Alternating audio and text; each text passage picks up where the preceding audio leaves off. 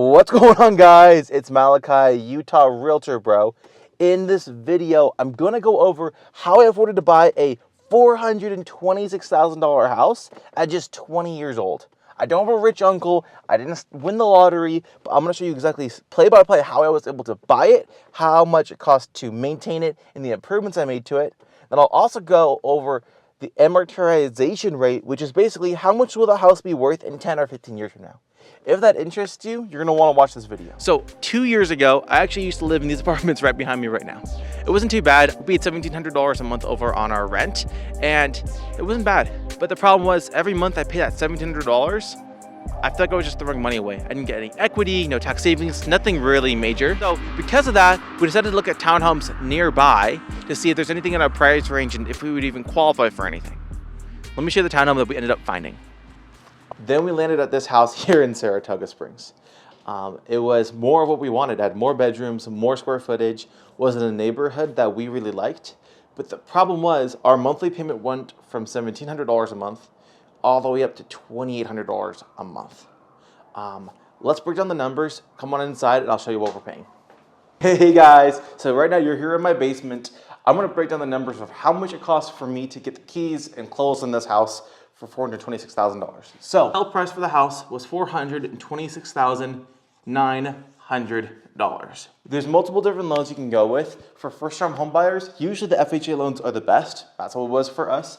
So we went with an FHA loan, 3.5% down. That was about $15,000. It's $14,000 and some change, but let's go $15,000. When you buy a house, you typically have to put down 1 to 2% for closing costs. That's inspections, that's title and escrow, that sort of thing. That typically will be about $11,000 for our property that we bought. So all in, we're looking at $26,000. However, with negotiating with our loan officer and the builder, we were able to secure an $8,000 seller credit. So instead of having to come up with $26,000, we had an $8,000 credit. So when it came to the closing table, we only had to bring in $18,000 for the cash that we needed to close, which is awesome because that isn't too bad to be able to get your first house for almost $500,000. Let's break down how much money I spend over my mortgage, my taxes and insurance every single month. So my total number is $2,861.98, and it's broken up with my principal, which is $476, my interest, which is $1,970, and my taxes and insurance, which is $415. Now, the principal, you can think of that kind of like a savings account where you'll be able to get that money back when you sell the house or when you refinance. Where's all the money? That's as good as money, sir. Now, when it comes to the interest, taxes, and insurance, you'll never see that money ever again. And that's really tough, especially with the higher interest rates. It makes a lot of buyers not want to get into real estate. But there always is a silver lining, especially if you have a good tax accountant. Year to date, I spent $19,828 in my interest and $4,153 in my taxes and insurance, which is close to $24,000. That $24,000, when it comes to tax time, I can write that off on my income. So if you make $100,000 and you pay $24,000 over in your taxes and insurance, you lower your income all the way down to $76,000. So in the eyes of the government, you only made $76,000 this year, and you have to pay taxes on the whole $100,000. So there's always a silver lining, especially when you have a good tax accountant. Okay, I need some deductions. Oh, business gifts! Here you go, keep using nuclear power. But now I want to talk about amortization and how much will this house be worth in 10 or 15 years from now. Let's break it down. Our house, when we bought it for $426,000.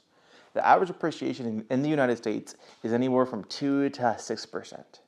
Now in Utah, it's closer to that 6% number because Utah is a growing state. But specifically in the neighborhood that we chose to buy in, there's a lot of tech companies, a lot of businesses that are moving to where we live. The appreciation for the last 15 or 20 years has been anywhere from 8 to 11%. But let's just take the smaller number of 4%. If our house appreciates year over year on average 4% for the next 15 years, it'll go from $426,000 to $789,000. So we'll have anywhere from $300,000 to $400,000 worth of equity built up in our house year over year just by making our monthly payments. Whether or not we choose to live in the house, rent it out, or whatever, we're gonna have that equity in 15 years for owning the home and taking on that risk. But if you felt like this video was helpful, it'd mean a lot to me if you liked it. Subscribe if you want to see more content like this. I'll see you guys over on the next video. Bye.